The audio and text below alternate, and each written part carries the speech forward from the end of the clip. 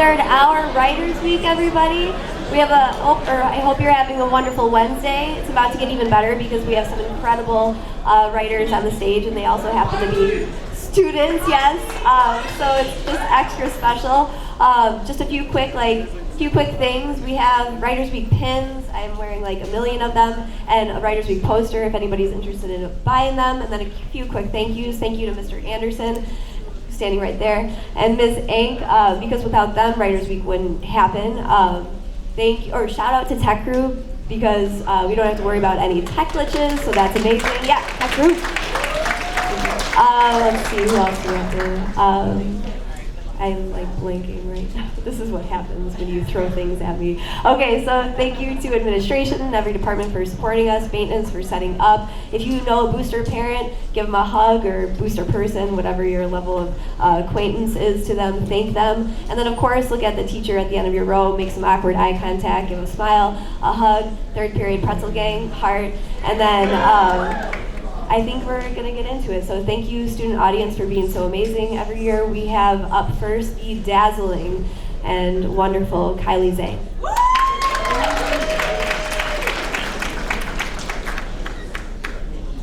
right. Hello? Awesome. Shout out to Pretzel Gang, the most amazing Miss OD's third period class. Woo! All right. So this is a kind of a commentary on love, I guess you could say. So let's get to it. My safe harbor burned by wind many moons ago. I became a bird who sinned, cast away at the bow, watching life from above, hunting down paper doves, running at the thought of love or thereof. What constraints did it place? What restraints did I face? What logic emotion erased or thereof? For I got swept away, I led myself astray. Anchored to the sea, removed from air reality. Forgive my pain, my acid rain. Sympathize, I am insane. My safe harbor burned by wind many moons ago. I became a bird who sinned, cast away at the bow. I'm the seagull flying now, months and months an end. Gave myself a sacred vow few can comprehend. To never take my wings off, to never return bent. To never leave the standoff, to never be content. So I circle, and circle, and circle, and circle. A vulture I'd become, so I circle, and circle, and circle, and circle. The clashing thoughts you drum. To love is to hate is to love. To love is to love is to love is to love. To hate is to hate is to hate is to hate. To hate is to love is to hate. To love is to hate fate. So I circle, and circle, and circle, and circle. Only a vulture may see the good decay. My safe harbor burned by wind many moons ago. I became a bird who sinned, cast away at the bow. Love is not a choice, strengthens without a voice, holds you in its grasp. Smile, but do not laugh. It really is absurd. Choose a couple, I'm a third. Nothing gold can stay. The blackbird's final days. In the sky, I want the land. In the land, I want the sky. So I land on sand, the water nearby. It's not a harbor, though. No warm in the snow. My safe harbor gone. At least I'm not a pawn. Just human, guys. Fake wings, no things, metaphors, trying to sing, gathering, force spring, no bling, two sling, unstings, cut strings, these things, anything, everything, just dream. The past 5 years were just a dream. Time flies by the wicked stream. Lived my life through laser beams, the ups, the downs, the extremes. Fell in love, what's to tell? Found some armor, built a shell. Lost some friends, just as well. Life's too short to dwell. I see the future, tired eyes. Seen it all, no surprise. I accept no given prize. Those hurt, I apologize. To you whom I have loved. I've pictured some forevers, you've never asked me why. Guess you'll never know until I say goodbye. I became a bird, sinned, hear my hollow cry. My safe harbor burned, wind. Unless this is a lie. Thank you.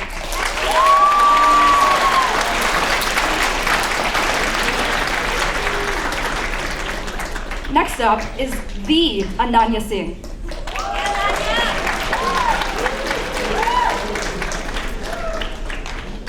Hi. Shout out to Miss OD's third period again.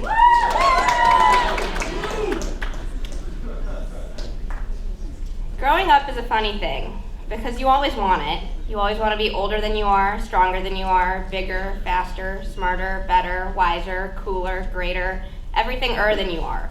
And it'll come with age, they say. You'll get it when you're older. You're too little, naive, silly, clueless, carefree, and playful. You haven't had the world grab you around the waist and really squeeze, refusing to let go just quite yet.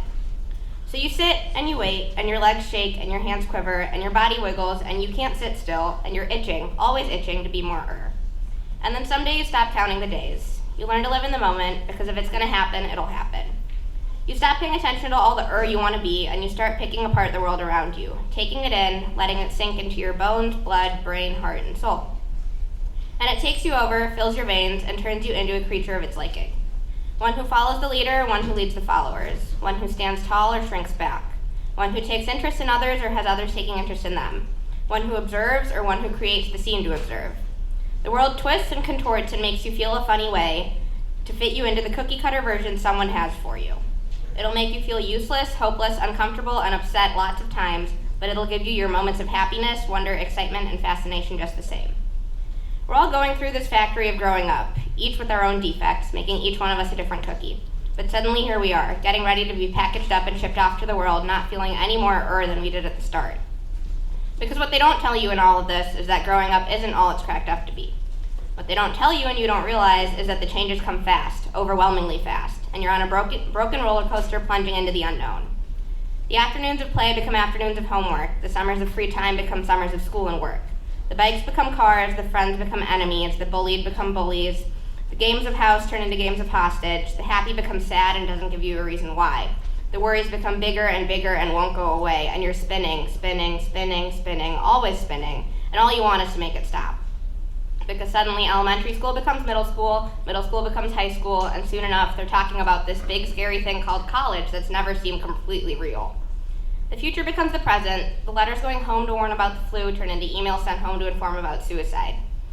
The boys become dumber and more attractive at the same time. The ice cream becomes calories you should be counting. The things you want get seemingly further and further out of reach. People suddenly take interest in whether your cookie-cutter shape is far too different from the rest when all of us are screwed up all the same.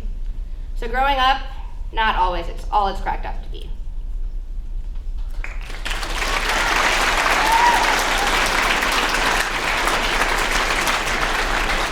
Up next is Trudy Patonker.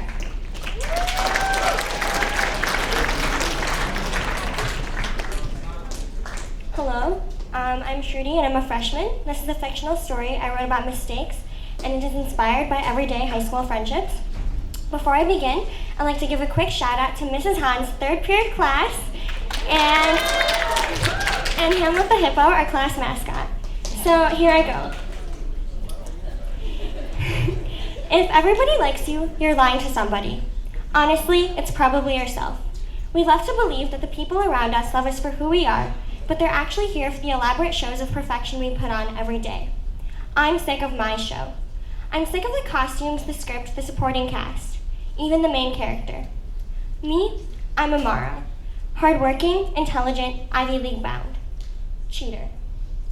Since the news broke that the police were investigating me for cheating on my AP chemistry test, my world is falling apart. I'm stuck with a tag now, with no proof to back it and no understanding behind it. The sheet of formulas found in my calculator case is still being checked for fresh fingerprints, and my administrator found it before I would even use it. Still, my phone hasn't buzzed once, my parents won't look at me, and the effects of a possibility are already seeping into my life. It's my Monday morning drive to school. I park, pull the key out of the ignition, and lean back into my seat, pulling down my mirror, checking my reflection for tears. Sighing, I step out of the car and paste a smile on my face, but today I feel a raw fear as no one smiles back. I walk towards the library where my friends are sitting, avoiding people's eyes. My friends quiet as I sit down, but resume the conversation quickly, complaining about school and parents. Maya suddenly looks up at me. Have you talked to Yale yet? Maya's always been, well, that friend. The one you wish would shut up sometimes. She's right, though. Everyone's wondering whether my full ride to Yale is safe, whether I'm a contact they want to keep or not. The same reason I was friends with these girls may ruin me. They're academically strong and unapologetically successful at everything they do. Being associated with a cheater, even a possible one, is probably too much for my perfect friends. I would know, since I was perfect too. I can only force out a polite reply. Not yet, I mumble. I think they'll call soon. At this, the conversation returns to normal. I stare at my friends, wondering if they care about me or my Yale scholarship. The five of us stayed together through the typical drama of high school, surrounding us but never getting to us. We were well liked, but we never took it too far. Yet, as I sat at home waiting for one of these girls to text me, I was suddenly scared of how pathetic I was. The fact that I was liked by everybody just meant that no one loved me. My friendships were always so shallow, never stretching to cover my insecurities and mistakes. I'm seething now, building up a rage as my friends calmly discuss their lives, without a care for the fact that mine is being uprooted at this very moment. Out of the corner of my eye, I see my best friend Astrid refusing to meet my eyes. I almost want to ask her what it is, force the answer out of her. The unsaid words hang between us like a thin curtain. Unsteadily, I force out, I have to go. The group nods wordlessly, moving as a single entity. As I open the door to the computer lab, I spot my lab partner in chemistry at the first seat. With a quick glance up, he smiles and waves. You're printing your paper out too? At this, my jaw contains itself from dropping open. I was terrified to meet Alex, creating a million little scenarios in my head where he would never talk to me again. Alex deserves to be confused and angry.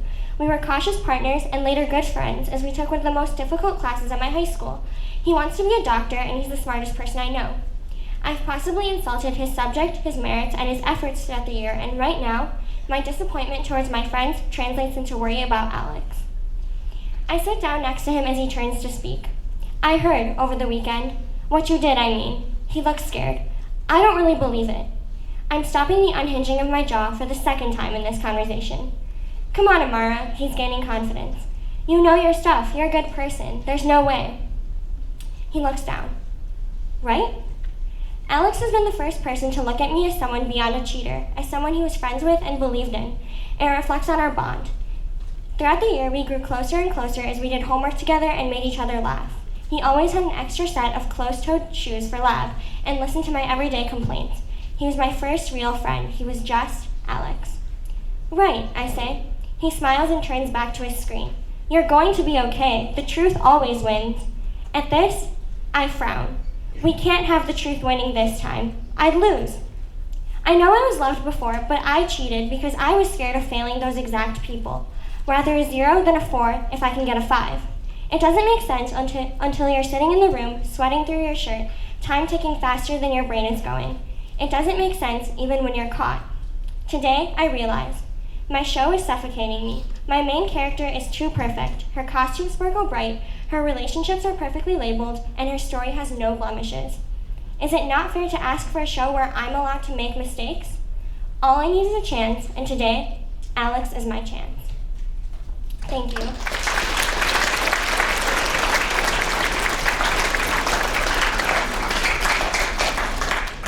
Next up is Emily DeRoyne.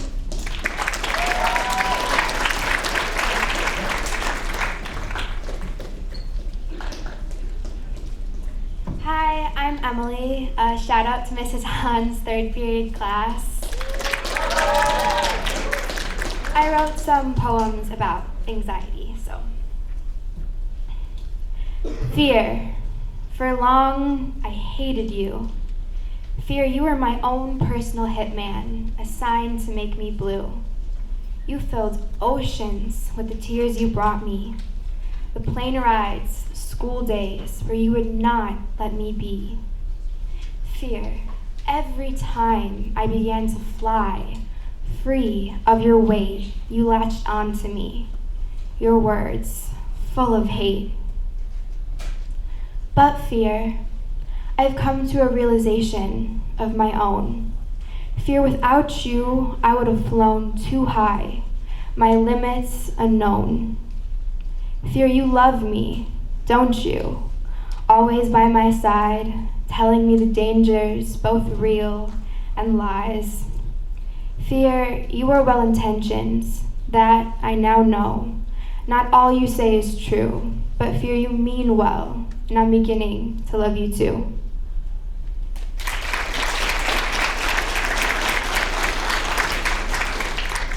My second poem is called Look Around. When your heart begins to beat faster and the tears well up in your eyes, when the obstacles seem insurmountable and you realize fairy tales are a lie, as you raise your hands and shout at the heavens, why me? Look around. Who's there? Do you see me? I've been there. Are your friends there? Some of them are there. The girl whose life seems so perfect, at times you wish you were her. Is she there? She may be hiding, but she's there. We may not want to be here, but my darling, we're all here. So when your pain pushes you to the edge of the highest cliff, when it whispers in your ear and tells you to jump, look around. Look at the boy who's been told who he is wrong. Look at the girl who feels alone in a crowded room. Look at the person who doesn't know real love. Do you see them? When it feels like a pit has found permanent residence in your stomach, when your hands won't be still, when every breath feels like work, look around. Because you are not on that cliff alone. Because the pain didn't push just you to the edge. So when you're teetering on that edge, grab the hand of the girl who's teetering beside you. Bring him close and tell her it's okay. Tell him that valleys are low so mountains can be high. Tell them like you are telling yourself. Because you are her, and he is you. Because the pain that courses through your veins, courses through his, courses through hers, courses through theirs, courses through mine.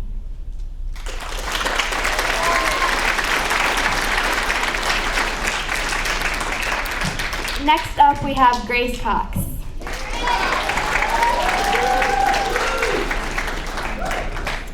All right, shout out to Miss OD's third period class again. When people find out you come from a family with a lot of people, they have a lot of questions. And I like to start with the answers to the ones that are most commonly asked. When telling someone that my mom is one of 14 children, clarification of the number is needed 100% of the time.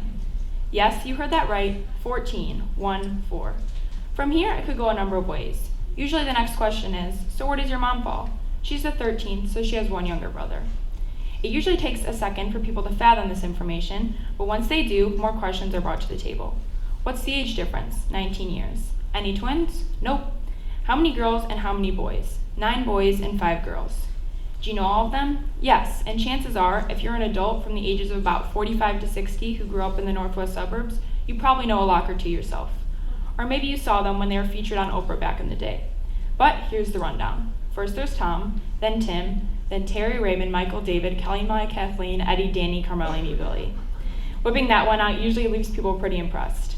So how many cousins do you have then? Must be a ton. Now this is where things start to get complicated. Yes, I do have more cousins than the average person, but there are more than just first cousins. Many of my cousins are married, so I have some cousin-in-laws, and some have kids of their own, so some first cousins once removed are also added to the equation. To keep things simple, I usually just say about 50. But if we were getting technical, I would say, including myself and 2 brothers, there are 44 first cousins in the Locke family. Including all cousin-in-laws and first cousins once removed, that number goes up to 53. After a wow or that's incredible, people usually let me know that they only have 4 cousins. And I'm never really quite sure what to say to this, like, oh, I'm sorry, that's cool. I usually just opt for a smile or laugh. Typical family life looked a little bit different from my mom's family of 16, and here are just a few examples. The dinner table, a common symbol of family, was always packed with not only 16 people, but the food it took to feed them all. A typical weekly trip to the grocery store for my grandma Carmel consisted of 2 full carts, at least, with about 10 gallons of milk, 4 loaves of bread, 5 pounds of meat, and plentiful snacks. With 14 hungry mouths to feed, food went fast and dinner was slightly chaotic. My grandpa Archie would sit at the head of the table with a stack of 16 plates beside him and serve the food to everyone. You were considered lucky if you didn't get forgotten in the hectic passing of plates, and even luckier if you finished the food in time to get seconds, provided that there was any left after the first serving. Jambalaya and red beans and rice were staple meals due to the southern roots of the family. Both my grandma and grandpa were born and raised in New Orleans and started their family there, having the first 6 of 14 kids down south. After moving from New Orleans to Chicago, annual trips back to Louisiana were taken every spring break. Flying with 14 kids was never an option, so each March, the Locke children piled up into the station wagon to embark on the 14-hour drive. Now you're probably asking yourself, how on earth did all of those people fit into one car? Well, the station wagon had bench seating, so as many people as possible crammed onto those, and the remaining kids got to lay down in the back, and whoever the baby was that year got the special spot of laying at mom's feet on the passenger side. Yes, you heard that correctly. An infant, usually just months old, was laying on the floor of the car being held in place by only my grandma's feet. No one wants to be in the car for 14 hours with one little kid, let alone 14, so stops were extremely limited. To save time, my grandparents would not pull over when they switched drivers. But don't worry, they had the exchange down pat. My grandpa, 6'7" and 300 pounds, would lift himself up with one hand still on the wheel and his foot on the gas, while my grandma, 5'2" and maybe 120, would slide herself under him to take his place. Order was needed to keep the family in line and make sure everyone was accounted for. So, to make things simple, the kids were often referred to by numbers based on their birth order, 1 through 14. This tradition of being identified by both your name and your number has continued down the family tree. When a locked sibling gets married, their spouse becomes their number, followed by an A. Luckily, we haven't gotten to any B spouses yet, so hopefully that trend continues. When they start their own family, their first child adds a 1 to their locked parent's name and other parent's letter. This alternating pattern of numbers and letters continues for each new generation. The latest addition, born just a few months ago, is 1A, 2A, 2. As the first child of my mom, Amy, number 13, who is married to my dad, Kevin, 13A, I'm 13A1, and I couldn't be happier to be so.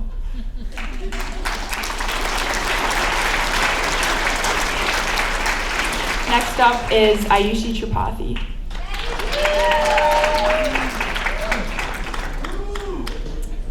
Okay, that's loud. Hi, shout out to my family who came here to see me, and shout out to, go ahead, clap for them.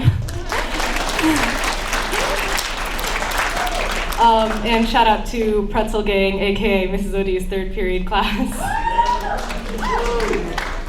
And if I do this, it's because my right contact is like falling out, so don't worry about that. This is called The World Will Not End Like This. Tomorrow is not the end of the world, but it is, so why else have you been staring at the clock glassy-eyed for the last 15 minutes? Your textbook is open right in front of you, your pen is positioned to start scribbling down notes, your bedtime is being pushed back by the second. Lift your damn hand! Like you haven't even picked up your phone to distract you. Just focus. Come on, just get the stupid notes done so you don't have to think about them anymore. Once you get started, it'll be easier, and then you'll just have a worksheet after that and an essay, and you still need to text your friend about that thing after school tomorrow. You have to study because you might have the pop quiz, and now, oh my God, you can't! You can't. Is it gonna end tomorrow? When the week's been dragging your feet down each hallway? When you're swallowing back tears of exhaustion every other period, when all the skin you've caught under your nails is your own, when your shoulders are lined with tension and your breath hisses out between your teeth and every inhale you're pulling in is dead, dead, dead air, and you're thinking it's the only air you'll breathe for the rest of your life. With the semester's hands closing in around your throat and exhaustion's fingers drawing dark shadows in the skin under your eyes, and nothing is vibrant, nothing is worth the effort. Sorry, you can't make it today, but maybe another time, maybe another time, maybe. It's ugly in here sometimes, I know. You look around in class and everyone else's eyes are glazed over too. The girl next to you has a death grip on her travel mug, and the only sensation you're actually aware of is the bitter smell of her black coffee. Sometimes it looks like this is where dreams go to die. It looks like this place is wearing you down to your worst and blaming you for it, like they'll tear the skin from your bones and say it was your fault for having skin. I know it's the end of the world and you want it to be because one more day of this is unbearable. But you can drag your feet a little longer and let out another deep sigh, and you can keep going because, my friend, the world will not end like this. Unclench your teeth and uncurl your hands. Soften your shoulders and loosen your jaw. Allow yourself a little more kindness to your body. It's going to be with you for a while because tomorrow is not the end of the world. Tomorrow is Thursday. You got 2 quizzes and it sucks, but you're going to see your best friend the period before, and they're going to make you crack up at an inside joke. Because with every breath you're pulling in, you're letting out the stale air, and your lungs are lighting up brighter than you could imagine.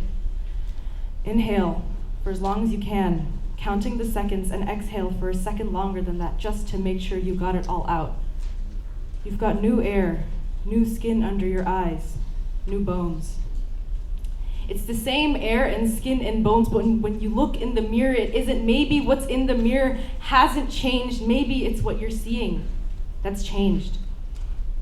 Right now, there's no endings or beginnings. It's the quieter middle part, no rising action or climax to speak of, but a gradual trek towards the end, which isn't even in sight really, and that is a comfort because things will get better, and my dear friend, the world will not end like this. Thank you.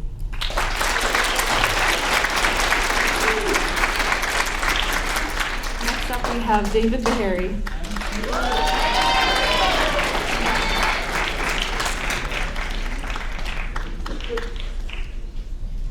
Hi. Shout out to Mrs. Quinn's third period class.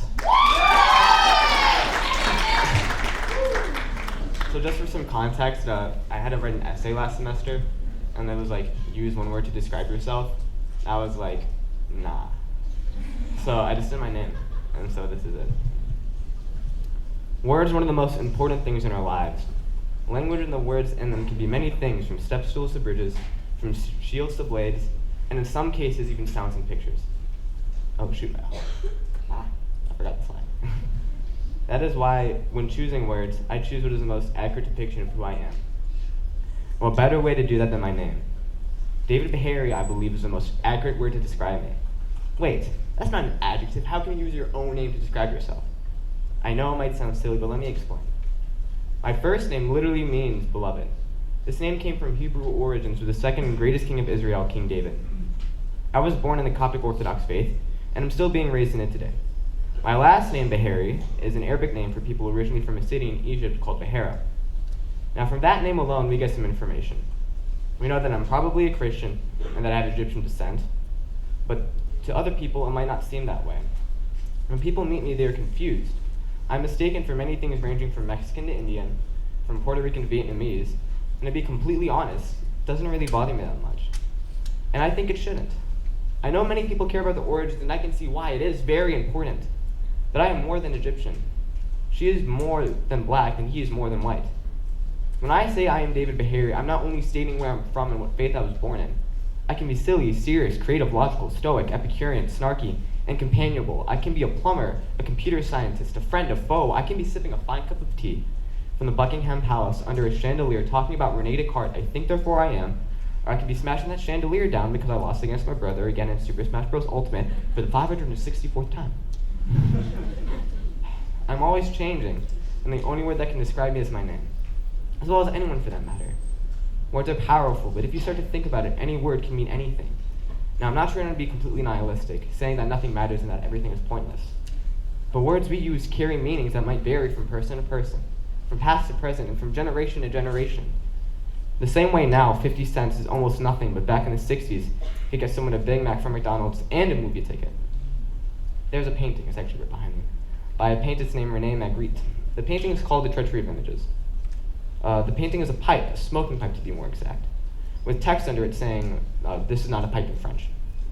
The first time I saw this, I was confused because one, it was French and I didn't know what it was because I don't take French. But two, because it was clearly a pipe. But the more I started to think about it, the more I realized I wasn't looking at a painting of what seemed to be a pipe. I wasn't looking at a painting of a pipe, I was looking at a painting of what seemed to be a pipe. I was looking at a bunch of chemicals on a canvas. And then I started to think about it more. The word pipe is not even a pipe, it's just letters. The same way a painting can't be just a pipe, or the word pipe can't be a pipe. I can't be just an adjective. I can only be David Meharry, and I can define that name any way I define it as. Cool.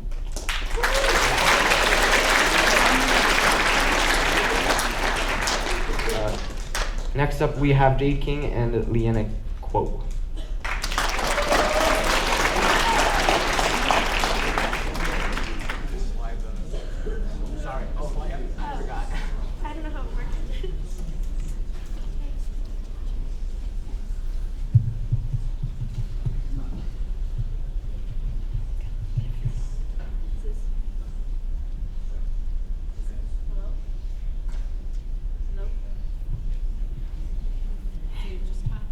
Oh, there we go.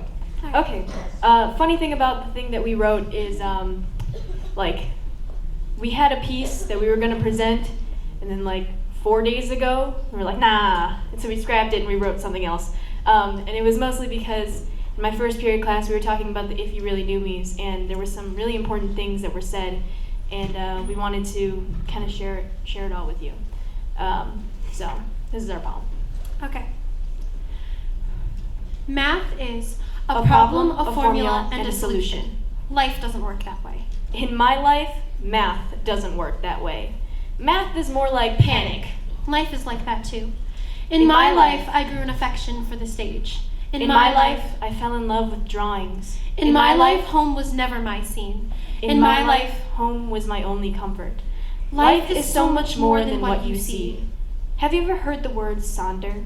It means to come to the realization that Everyone around you has a life as complex as your own.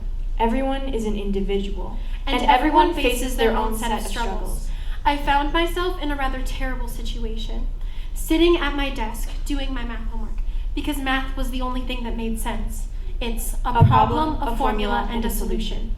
And when the yelling in my house seemed like it was going to tear the walls down, I was searching for a solution. It's not something you can find so easy, not when the words unspoken are lost in the chaos of life. And you feel like you'll drown in the anxiety and depression. I found myself in a rather terrible situation, and I can still remember the fear my best friend had when he thought he would lose me after reporting me to the school. But I realized that love is not that shallow. Love is not the forever secret when they see the scars on your arms. Love is not the anger one feels for being ratted out. Love is knowing the possible consequence and still pushing through for them. Love is having the strength to be willing to speak up for that person even if it seems like they may hate you. Yet even with all this love, I found myself in a rather terrible situation. Every day, I woke up panicked that he would come back into my life. And the bed is always so much warmer when the world is cold as ice. Time, 2 weeks. 2 weeks is all I allowed myself to feel that horrible. But it wasn't just 2 weeks. Weeks turned into days, turned into months, turned into a year. I'm still sorry for what I did to her. We put a limit on what we could feel. When was that okay? How did that happen? One moment they're in your life and the next they aren't. And I thought I could get over that in 2 weeks. Standing on this stage is vulnerability for complete strangers to criticize you. Most of you are probably judging us, maybe lost as to what we are really saying. Listen, I'm saying that I was in a horrible relationship once. I'm saying that I lost a best friend once. I'm saying that I tried to tell myself I was over him, but I still shook with anxiety when I saw him in the halls. I'm saying that there isn't a day that goes by that I'm not sorry for how I treated her, and I thought I was over it. I'm saying that I am me. Because of my life experiences. We are all individuals. With our own stories. It took me a while to learn that everyone you meet is an individual with their own story. Recently, I learned from a wise man to take people as is. Accept people for who they are. I wish I'd learned that sooner. I wish more people lived that way. But we are all human. And we have flaws because we are human. And we feel emotions because we are human. And that's okay. There's so much pain. Sometimes I'm afraid it'll eat me alive. Not just my own pain. Everyone's pain. I wish I could whisk that all away and make it okay again. But I realized that it wouldn't be life without some struggle. Some strife, some loss, some pain. But maybe we can all make that a little less by loving and taking people as is. And realizing that healing takes time for everyone. Life is more than a problem, a formula, and a solution. It's complex. Unique to everyone. And that's what makes it beautiful. Thank you.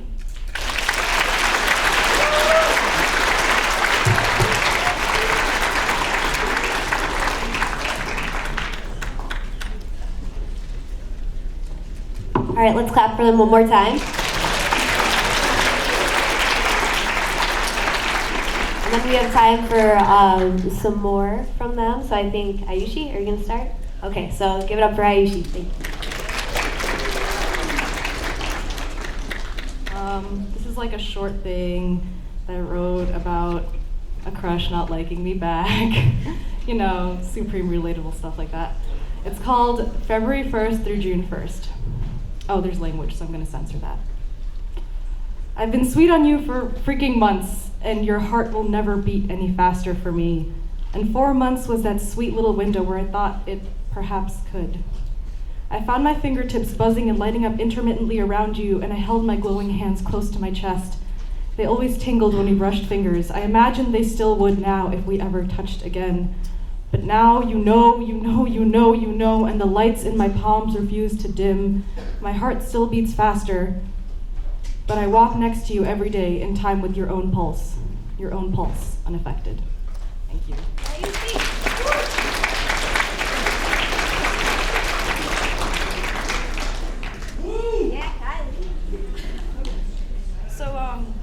I thought it'd be cool if I wrote a letter to a rabbit.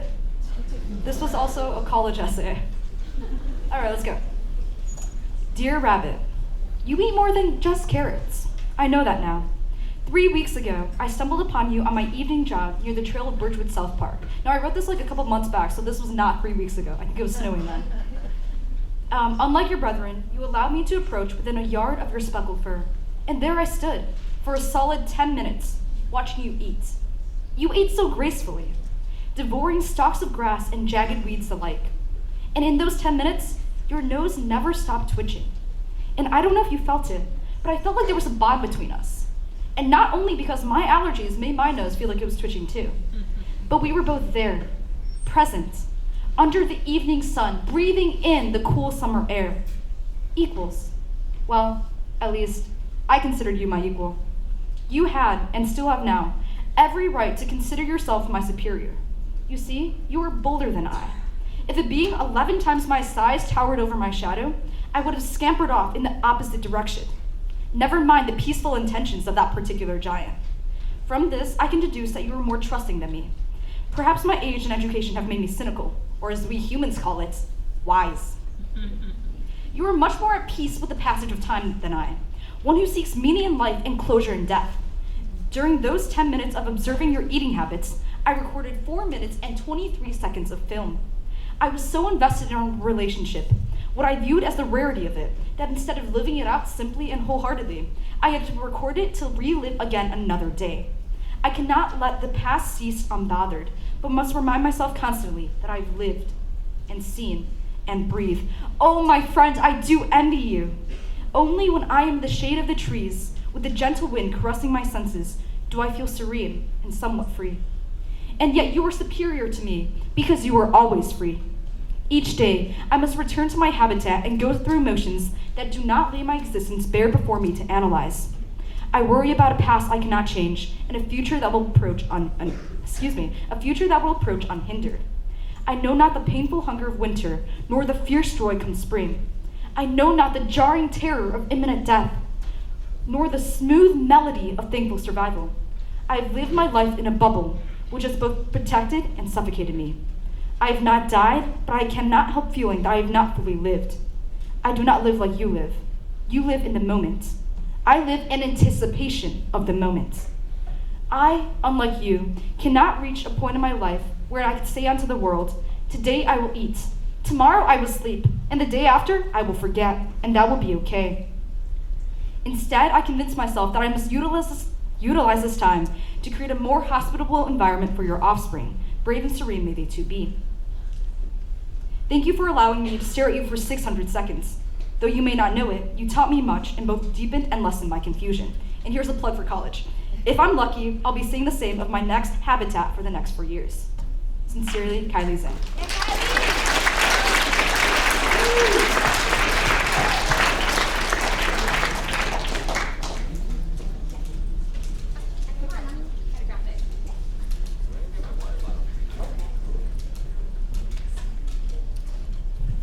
So Emily's grabbing another piece, and then in the meantime, just start thinking of questions that you might want to ask our presenters, because we probably will have time for that.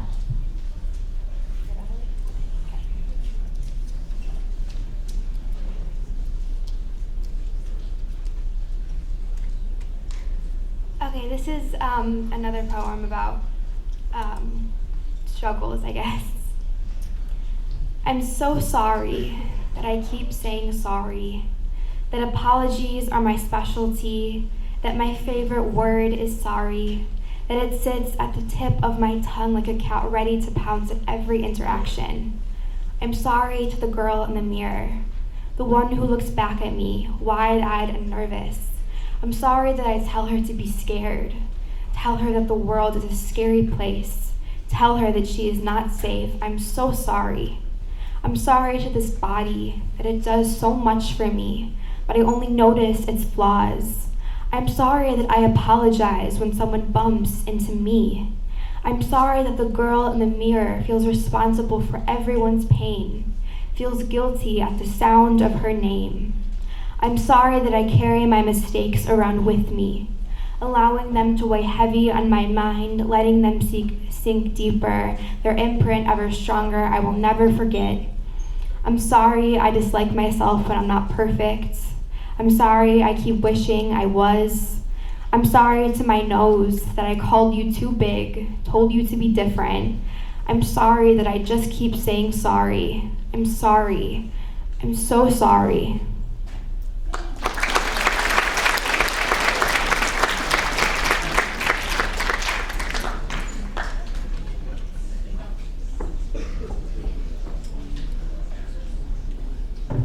All right, so I'm going to ask a question for all of them first. This is my question from last hour too, so not too original, but if you could invite any living author or musician to Writers Week, who would it be and why? I think, is it on? Sorry. I think I would invite, it's kind of hard to pronounce her name, but Lien. She wrote First I Killed My Father and Lucky Child, and those are my favorite books because it's a story about a woman who had such a horrible life for such a long time, but she got through it and she came out stronger, and I think she's really inspiring.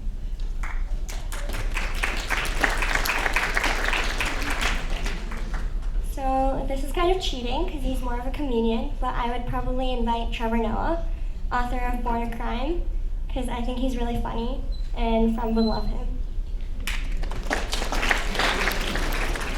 I'd probably invite Taylor Swift because I'm a big Taylor Swift fan. So. This is a toughie. I would, as of now, I would say Kendrick Lamar, because like he's just, oh my god. Like if you guys heard To Pimp a Butterfly, it was like before his album. Can I swear? Well, it's a Pulitzer album. It's really good, but the one before To Pimp a Butterfly, oh my god, it's so good. I'd probably invite Kim Taehyun from the girl group Twice. She's one of the main rappers.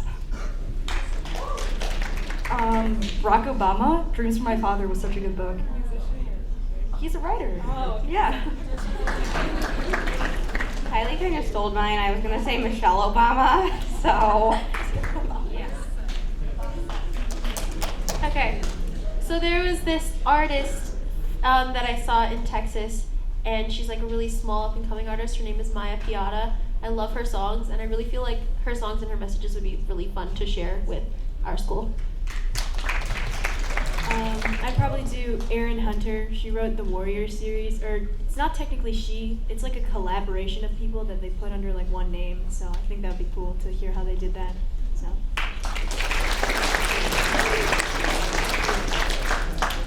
Audience questions? All right. Who has a question? Ryan, yes. I have a question for Kylie. Kylie? How hard was it to say all those words really fast?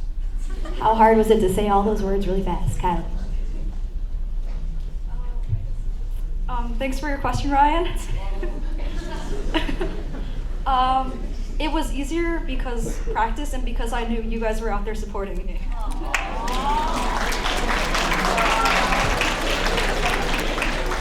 Another question? Another question? It's really dark. Who else? Does anybody have a hand up? I can't see. I'm blind. Middle? Over here? Yes. Red sweatshirt.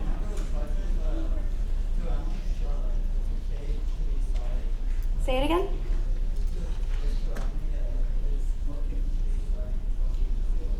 Oh. To Emily, this is just a comment. It's okay to be sorry, right? Or you don't have to be sorry. Oh, that's sweet. Love.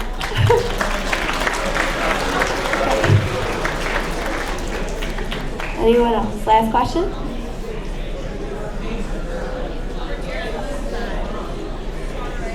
Well, if you're raising your hand, you there, yeah. This question is for Dave. What's your opinion on Kanye West? Kanye West, opinion, Dave. Okay. You know, because I talked about how I was Christian. So like his new album, like, it's good. I'm gonna be honest. Like I don't want to say much because he's kind of controversial, But like the old Kanye, he's not bad. Like he's not a bad guy.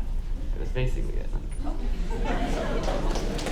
All right, with that, we're going to end. So thank you guys for being a great audience. Give it up for them one more time.